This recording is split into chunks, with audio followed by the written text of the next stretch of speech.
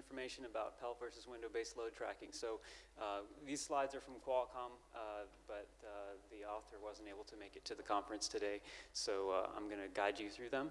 I'm fairly familiar with this material, window-based load tracking especially, so I'm a former Qualcomm employee and was sort of co-author of window-based load tracking. It was primarily authored by Srivatsa Vadagiri, who's still with Qualcomm, but I was involved with it as well. So here's an overview of what we'll cover today. So first, a summary of both parental load tracking and the window-based load tracking mechanisms. We'll take a look at some examples of when they differ and why what window-based load tracking can offer, and then also a real-world use case. So there's both sort of a synthetic use case illustrating the differences, and then also a real-world use case to show you that this actually does matter in real life. And then there's some more information on tests on what Qualcomm's calling SMP multi-cluster. This is their most recent platform showing how EAS performs on it, how window-based load tracking can help, and some real-world use case results there also. This is not ideal. Okay, so first of all, a refresher for parental load tracking. I don't know how many of you are familiar with it already. It's been around for a while now. It was introduced in the 3.8 kernel by someone from Google. It was really targeted more at server workloads, so it's kind of slow to respond. It's not particularly well suited to mobile workloads where task demand can change quite rapidly. So the prior solution tracked load average on sort of a per CFS run queue basis, but this, as the name reflects, is tracking on a per entity basis. There's some information here on the particular variables, how it's stored in the kernel. But the real important thing with parental load tracking to understand is that it's fundamentally different from, say, how the on-demand or interactive governors work. Both on-demand and interactive CPU-free governors are window-based. So, you're going to chop up the timeline into, say, 20 millisecond windows, and as soon as a 20 millisecond window is complete, you take a look at how much demand there was in that window, you set the frequency or whatever you want to do with that information, and then once you move on, anything that happened in those 20 milliseconds is irrelevant, right? They do not influence, how you characterize that task moving forward. PELT is quite a bit different. So, PELT has a very long tail, as you can see here. So the way that it's an exponential moving average, and the way that it is set up, the coefficient that's used in that formula is derived so that load from 32 milliseconds ago contributes about 50%. So the value of the load 32 milliseconds ago will, 50% of that will contribute towards the sum that's used at the current time. And I'm going to see if I had some information in my presentation yesterday which kind of shows this. So here's here's sort of the equation that's used, and then we can also take a look at, this is just a very simple graph showing for like a single entity, if you went for something that had a PELT demand value of 0, and it became fully CPU bound. Over time, so this is an eye chart, you're not going to be able to read this, but so this is milliseconds of time on the bottom, so starting at 0, and then this is 400 milliseconds all the way out here, and then from 0 to 100% demand on the y-axis, and you can see that it takes like 150 milliseconds for a CPU-bound task to register like above 90% demand, and that's an eternity, in the mobile space. That might be okay for server workloads, but that's not sufficient for UI flings or things like that on a mobile device. Let's see, so that's, probably about all I want to say here. So window-based load tracking, I was not responsible for the WinLT acronym. I told the person I don't think that's going to go down well at a Linux conference, but that's what we've got. So window-based load tracking keeps track of a certain number of execution windows. So unlike, say, the on-demand or interactive governors, we keep track of multiple windows of task execution, and that's configurable. The last time I worked with this stuff, they were keeping track of 5 windows of 20 milliseconds each, so for a total of 100 milliseconds of the task execution history. And then, based on these, say, 5 20-millisecond windows, we can calculate a per-task demand value. And so you could calculate that in any number of ways with this data that you've collected. So the algorithm that was in use then, and I believe is still in use now, is the maximum of the average of these 5 values and the most recent value. And so this gives you good responsiveness. So, it only takes 20 milliseconds. If a task suddenly expresses a lot of demand, you only have to finish that most recent window before this, this equation will cause you to see that demand immediately and ramp up frequency or move the task to, say, a big CPU. So the windows of observation are synchronized across all the CPUs in the system, not just within each cluster, but system-wide. And then one of the most important things that I need to drive home that I would like to express kind of more than is in these slides is the fact that there's really actually 2 different sort of subsystems to window-based load tracking. There's really 2 different accounting setups, and I'll skip to the next slide because I think that's more touched on here. So there's 2 jobs that needed to be done with window-based load tracking. One is to improve the big little task placement policy. So what task demand value we're going to use to place tasks on big versus little CPUs, and then also what demand are you going to use to pass along to CPU freak. And the policy that you want to employ for these 2 things may not be the same. And so we ended up having to basically implement 2 separate demand tracking systems for these 2 separate goals. They're related, and they do share some code. They're both window-based, but they function a little bit differently. So for example, one example of this, starting a new task. With big little task placement, you may want to assign an initial task value that's very high. But you may not want to influence so that you get task placement, but you may not want to have that influence the frequency of the target cluster. So it gives you more flexibility in how that and what you can do with the policy. So accounting wait time was actually, I think, the original reason why these 2 things diverged. So for example, for task placement, we wanted to, let's say at the beginning of a 20 millisecond window, you have 2 tasks that become runnable at, say, t equals 0. So they're both on the same CPU, so one of them will wait while the other one will execute. Let's say the first one executes for 5 milliseconds while the second task is waiting to run. And then at t equals 5, the first task sleeps, he finishes his work, and the second task runs for the next 5 milliseconds. So if you look at the way that the governors work today, you had 10 milliseconds of total execution on that CPU, right? And so you would see 10 milliseconds out of 20 utilization passed to on-demand or interactive, and you would react to that utilization. But for big little placement, we actually wanted to include runnable time as well. So we would want to see a total sort of busy time of 15 milliseconds total. So, task B was waiting for 5, then ran for 5, and task A ran for 5, so 15 total. So the difference in that policy meant that we needed a sort of a separate mechanism to track this. So there's some information at the bottom here about again, sort of the specific ways that places that these are accounted. So for CPU demand, aggregate demand, we're just looking at the previous 20 millisecond window, so more similar to what the on-demand interactive governors do today, just looking at that previous one window. And we can still do things with that, intelligent things when tasks move around.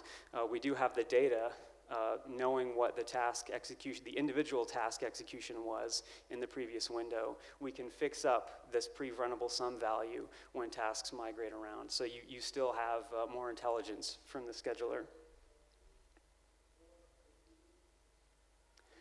So here's just a sort of a summary, a lot of information here summarizing the difference between the 2 systems. Again, the load tracking with PELT is sort of a long tail exponential moving average that's going to be slower to respond. Another interesting difference here is the way that blocked load is treated.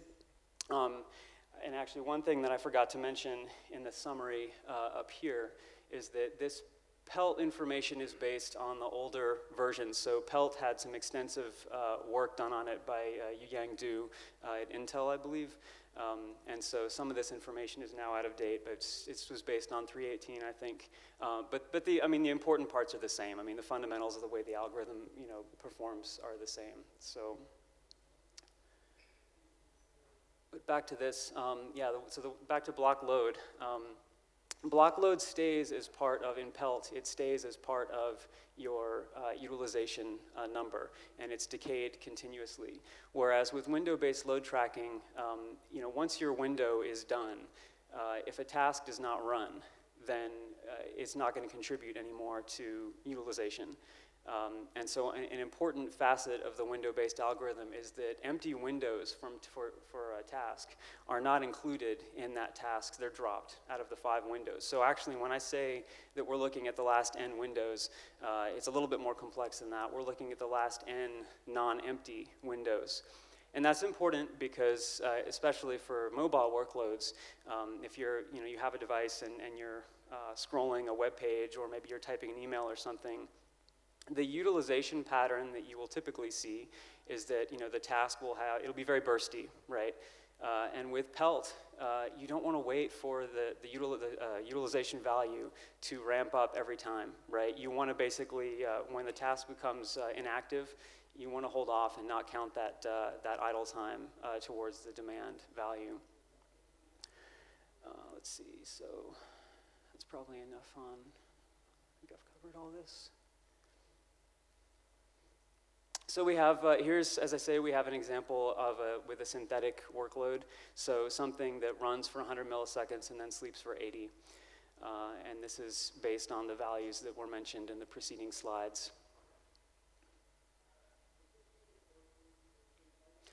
So as you can see here, this is just really depicting what I've already said. I mean, with PELT, every time you sleep, every time the task sleeps for that 80 milliseconds, you're losing your utilization value. Whereas with window-based load tracking, we're dropping these empty windows. And so when we wake up again, we can go back up to a higher utilization immediately. The reason that you're not going all the way to the top, so these, the 20 millisecond window, or I guess the window size was 10 milliseconds in this experiment. The windows are not exactly aligned to the, when the task is waking up and sleeping. So you're getting some partially empty windows, which is why you're not going straight to the max. But you're still obviously doing far better than you were with parenity load tracking.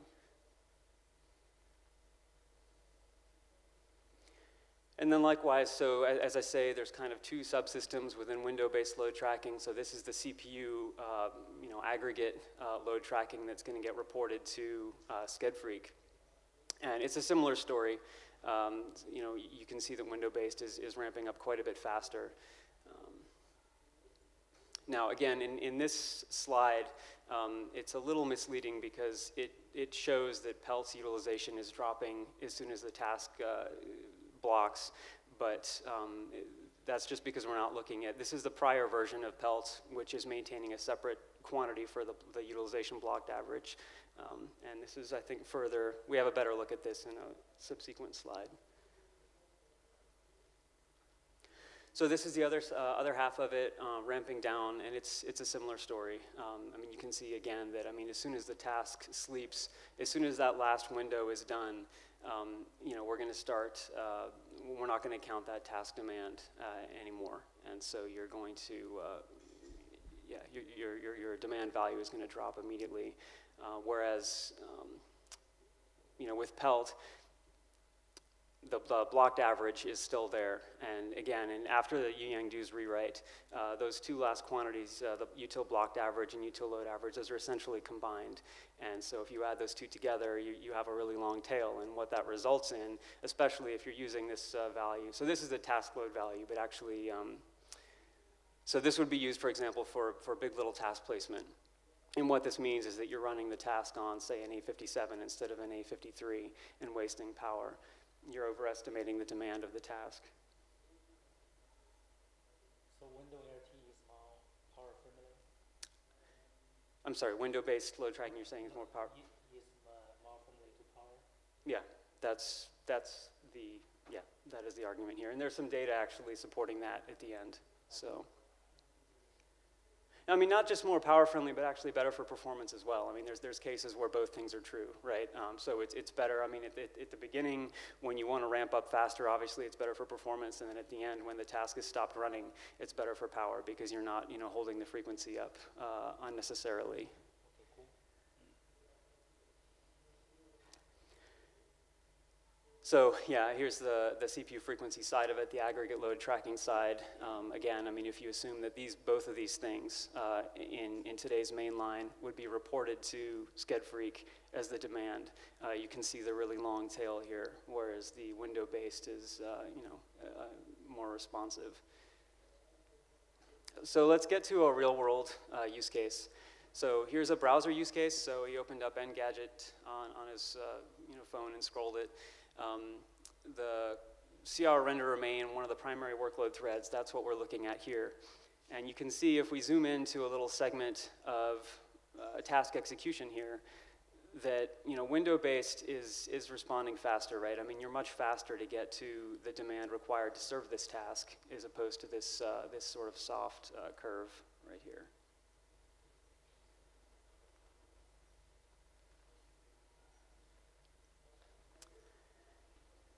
Actually, I'm sorry. Let me go back up here.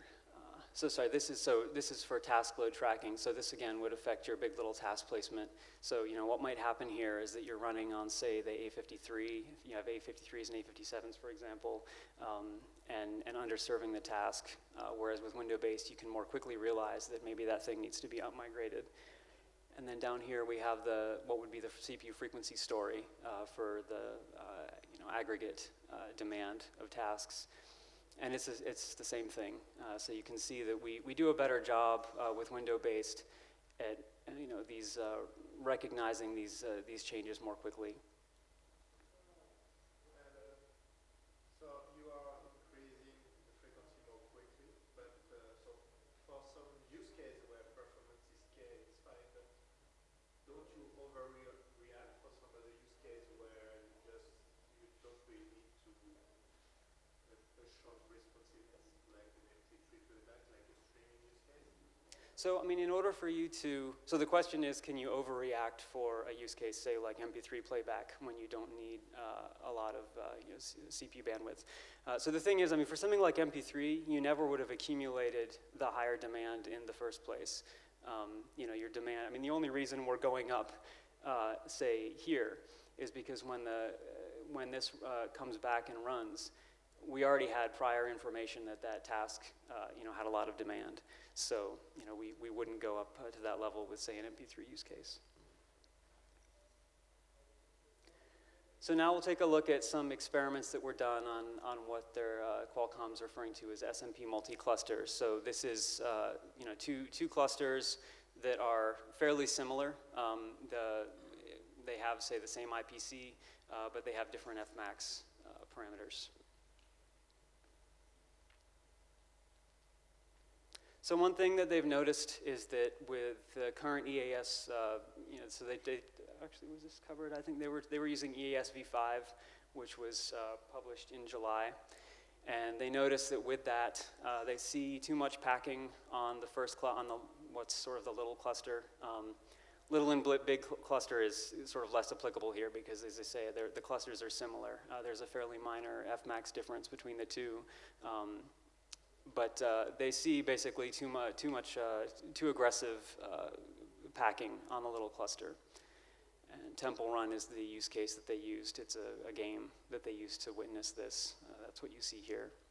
You can see that the second cluster is, there's fairly little activity there. It looks actually with the C-state, there's a lot of activity there, but that's just, K-workers and stuff like that, minor stuff. Most of the vast majority of the task activity is on the first cluster. So they also tried some experiments combining window-based with EAS. Here's some details on their baseline. No use of SCHEDTune. They used the same SCHEDFreq implementation for both tests. And when they put in window-based, they're just using pre-runnable sum, the aggregate CPU part of window-based load tracking, instead of the util average to send to SCED-Freq. So yeah, I mean, most importantly, they're not using window-based here to influence the task placement. It's just for the CPU frequency part of things. So here's their results. Basically you're seeing better performance for comparable power for a couple of benchmarks. And then down here for this game, with using Pelt, they needed to do some use case specific tuning in order to get a particular performance point, and that was not required when they used window-based load tracking.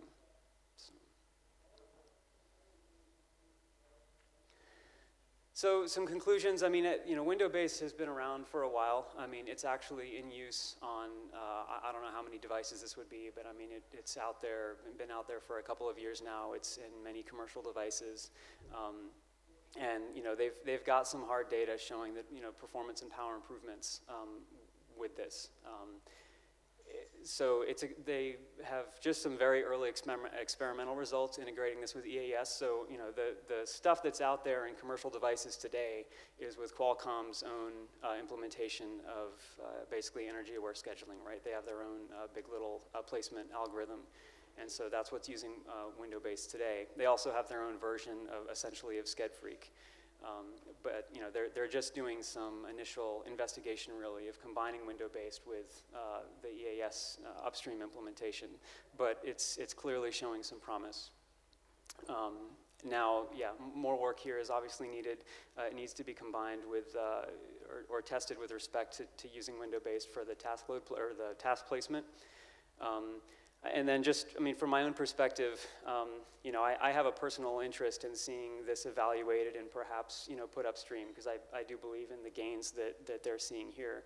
But I mean, one of the big challenges of it is, I don't think I mentioned this point, I glossed over it, but window-based load tracking is 2,500 lines of code. So, getting this upstream, and you're talking about integrating this into an extraordinarily sensitive area, right? This hasn't been, I think, seriously proposed to Peter Zylstrand and Ingo Molnar, but their reaction, I'm sure, will be worth saving and framing. Because ideally what I'd like to see is some sort of modular solution. I think that, load tracking is a heuristic, right? I mean, load tracking and CPU frequency policy, these are all heuristics. It's not clear, there's no right answer. Pelt or window-based, there could be something else that someone comes up with that's better for their application. And so to me, having a modular solution is ideal, right? I mean, give everybody the opportunity to try out their own ideas. But that has a cost. Putting something modular inside of a hot path in the scheduler, you're now talking about maybe adding function pointers or something. Yeah, we'll have to see. But I think the first step is really getting a good quantitative analysis of the benefits of window-based, and that's what Qualcomm has started to do here, and to get some numbers out to make the case. So, yeah. I have a question with the window-based load tracking about the scalability of this implementation. I mean, you speak about 2,500 of line.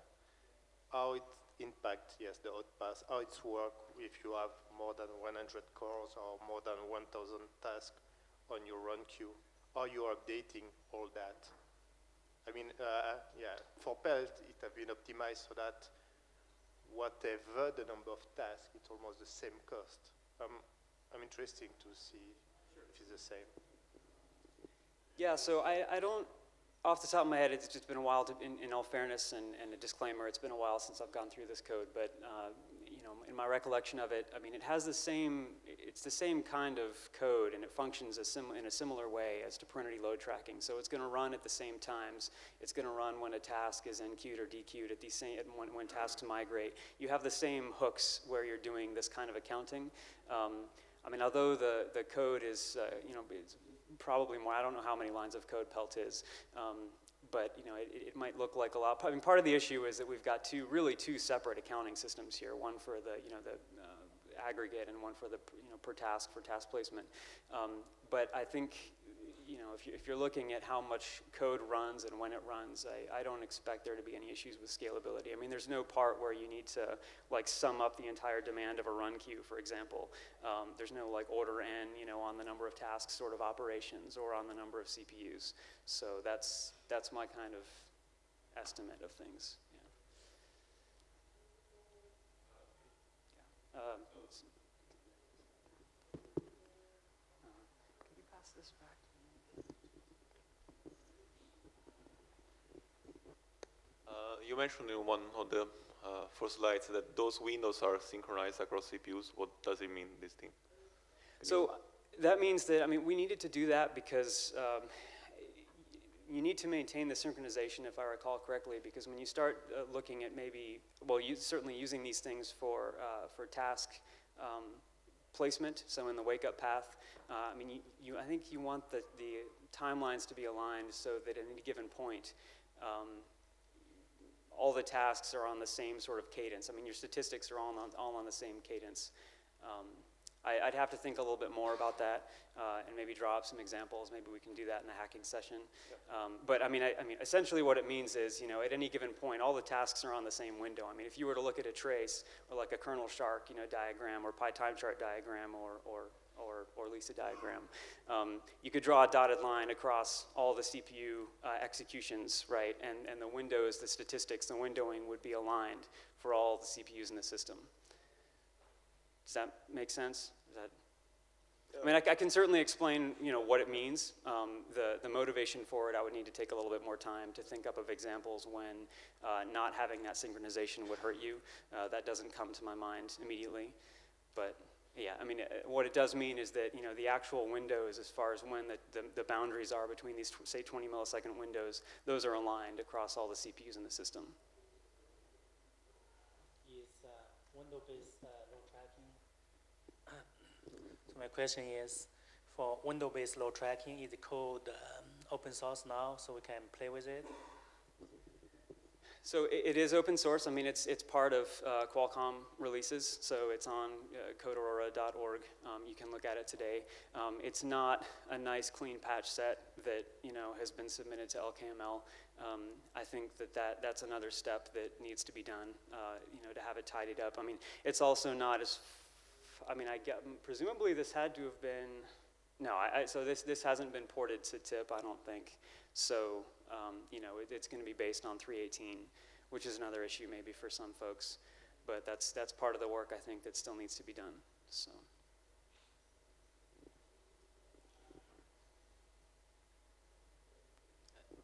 I have a question is for the in the one sample window, how you to calculate the CPU utilization in this window? You are used to capture some of the samples in this window, for example, per millisecond. Then you can get to know the CPU utilization or the task utilization in this window. So, or your other algorithm. So if I recall correctly, I mean, we're just looking at sched clock. So within a 20 millisecond window, we're recording, you know, when a task started and stopped execution, and we're just summing the actual running time for the task. Or for the case of, so for the per task numbers, you know, we're summing the running and the runnable time using sched clock, if I recall correctly, with the, you know, aggregate CPU amount, just the running time.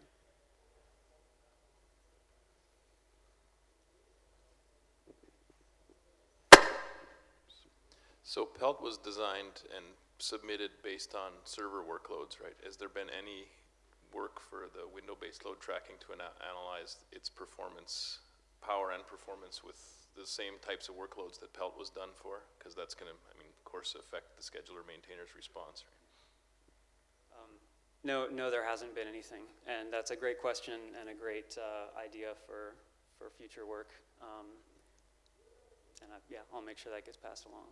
So.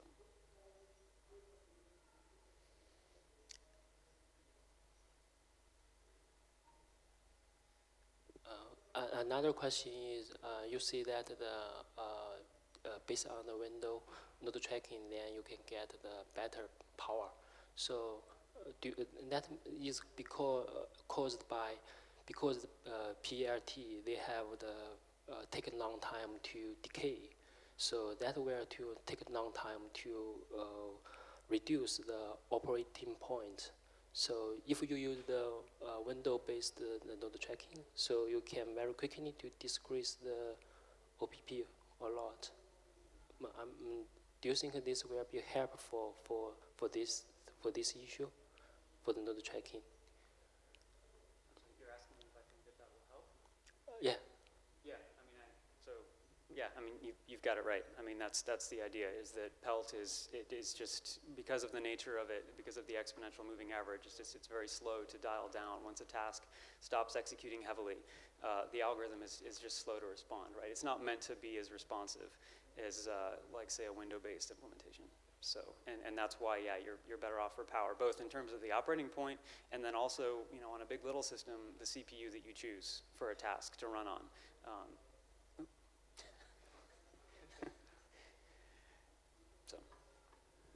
Any other questions? Steve, just a point. I think like we've had this discussion about modularizing the load tracking algorithms so they can be replaced, and what we've heard so far, I think people like Morton, Patrick Curie have also had these discussions in the past, right? There's too much I'm sorry, internally or with maintainers, or in what? Well, I think some forum? of this discussion has happened on list, but it's pretty clear that, you know, firstly, it's not just the algorithm as it exists, but the manner in which it is being used in various load balance pathways. There are assumptions over there on the fact that the algorithm is PELT. So any change over here is likely to be fraught with peril upstream, right? One of the things that we were considering was trying to see whether PELT itself can be filtered and used in some sensible way to give properties for task placement and frequency selection, similar to what you're showing here with WinLT, right? So you know this already, we've done some experiments in that space over here.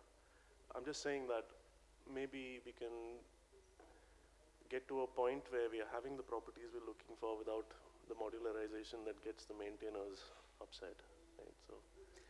Sure, and that's in that last point here. I mean, the point is made that perhaps we can modify PELT to address these concerns. I know that another possibility is that, you know, the numbers that were chosen for PELT to decide how fast it ramps up, those can be changed, right? It's not completely trivial because there's some pre-computed values in a table there, and so some modifications would have to be made to make that, I think, more adjustable. But yeah, maybe that can help. Yeah, so I did mention that briefly in my presentation yesterday, the util-est work. Just speaking from personal opinion, I don't know. I'm skeptical as to whether PELT is ever going to be able to, to reach the same kind of behavior that we want for mobile. But I agree. I mean, all these avenues should be pursued. Yeah. I mean, I think. It's going to be, I think it's all about the data, right? I mean, when it comes to upstream and convincing Ingo and Peter, if somebody comes up with a bunch of data that shows that power and performance is better on mobile with Windows, what are they going to do? I mean, they're going to have to answer to that. Well, we don't really have that yet, but this is a start, so. Yeah, and your point is well taken. I mean, we need to qualify that. But if this is better all around, then yeah, maybe we can just replace PELT wholesale. But otherwise, maybe there needs to be some sort of compile time option or modularization. So, any other questions? All right, great. Thanks, everyone. Thank you.